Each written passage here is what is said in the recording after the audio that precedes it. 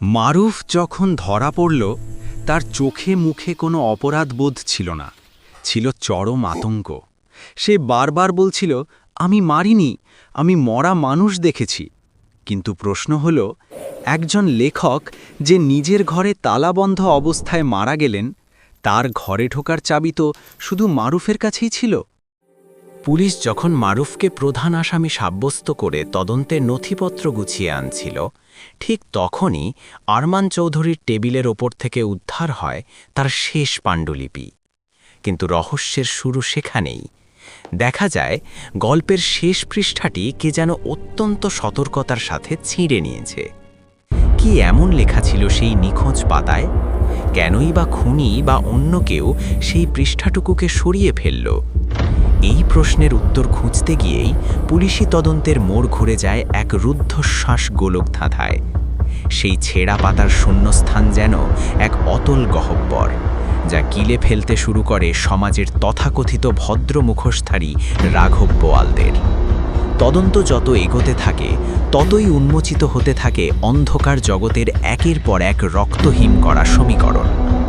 তদন্তকারী কর্মকর্তাদের কপালে দুশ্চিন্তার ভাঁজ পড়ে যখন তারা বুঝতে পারেন এটি কোনো সাধারণ কাল্পনিক গল্প নয়, বরং এটি ছিল এক রক্তাক্ত ডায়েরি।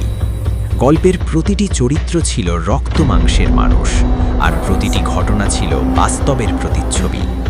এটি কেবল একটি স্বাভাবিক মৃত্যু ছিল না, বরং এটি ছিল ক্ষমতার দম্ভ আর লোভের এক নিখুঁত ও পরিকল্পিত নিস্তব্ধতা। তদন্তের টেবিলে ছড়িয়ে থাকা আরমান চৌধুরীর পাণ্ডুলিপির পাতাগুলো উল্টাতে উল্টাতে তদন্তকারী অফিসারের কপালে জমে ওঠে বিন্দু বিন্দু ঘাম। হঠাৎ তার চোখের সামনে এক নৃশংসী সমাপতন ধরা পড়ে।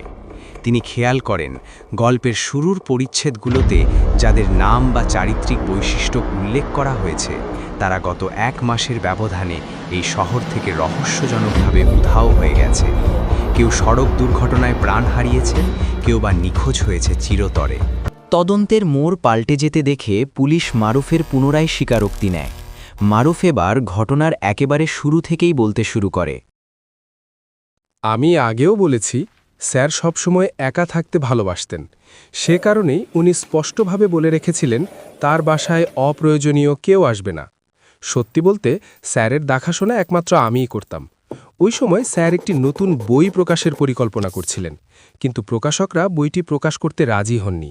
বিষয়টা নিয়ে স্যারের সঙ্গে তাদের বেশ কিছু তর্ক-বিতর্ক হয়।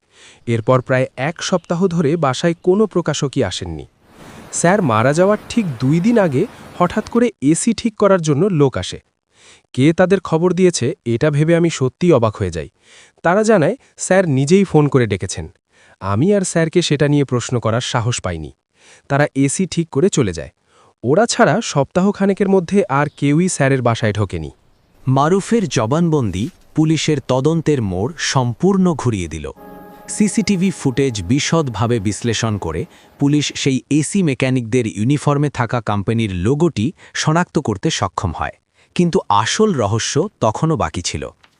তদন্তকারী দল যখন ওই এসি সার্ভিসিং সেন্টারে যোগাযোগ করল, তখন তাদের কপালে চিন্তার ভাঁজ আরও গভীর হল। কোম্পানিটি স্পষ্ট জানিয়ে দিল 18 তারিখে আরমান চৌধুরীর বাসায় তাদের কোনো মেকানিক পাঠানোই হয়নি।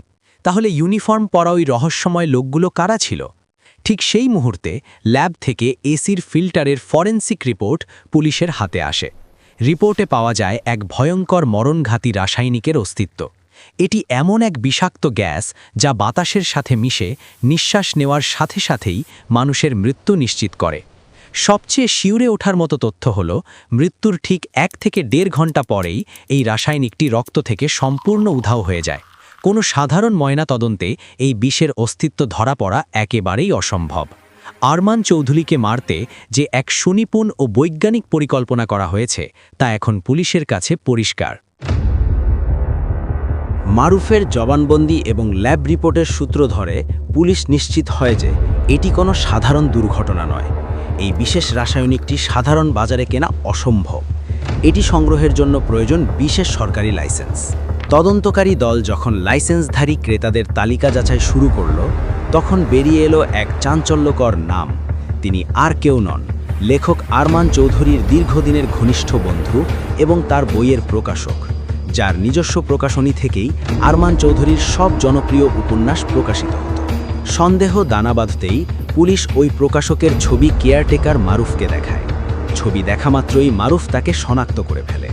সে জানায়, ঘটনার দিন এই ব্যক্তির সাথেই বইয়ের রয়্যালটি বা প্রকাশনা সংক্রান্ত কোনো বিষয়ে আরমান চৌধুরীর প্রচণ্ড বাগবিতণ্ডা হয়েছিল।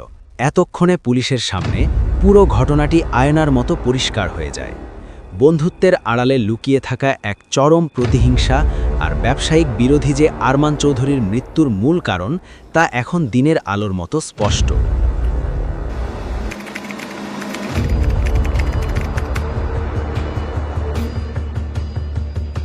পুলিশের জালে ধরা পড়ল আসল অপরাধী। আরমান চৌধুরীর সেই ঘনিষ্ঠ বন্ধু ও প্রকাশক আর পার পেল না। তার বাড়ি থেকে রাসায়নিক ক্রয়ের গোপন নথিপত্র এবং পালানোর প্রস্তুতির সব প্রমাণ জব্দ করে পুলিশ তাকে গ্রেফতার করে। আদালতে দীর্ঘ শুনানির পর উঠে আসে আসল সত্য। ব্যবসায়িক রয়্যালটি আর নতুন উপন্যাসের সত্য নিয়ে আরমান চৌধুরীর সাথে তার বিরোধ চরমে পৌঁছেছিল। বন্ধুত্বের সুযোগ নিয়ে মেকানিক সাজিয়ে খুনিদের পাঠিয়ে সে এই ঠান্ডা মাথার খুনের পরিকল্পনা বাস্তবায়ন করেছিল। সব সাক্ষ্য প্রমাণ ও ফরেনসিক রিপোর্টের ভিত্তিতে আদালত তাকে দোষী সাব্যস্ত করে যাবজ্জীবন কারাদণ্ড এবং অর্থদণ্ডের রায় প্রদান করেন। অবশেষে আরমান চৌধুরীর হত্যার বিচার পেল তার ভক্ত ও পরিবার।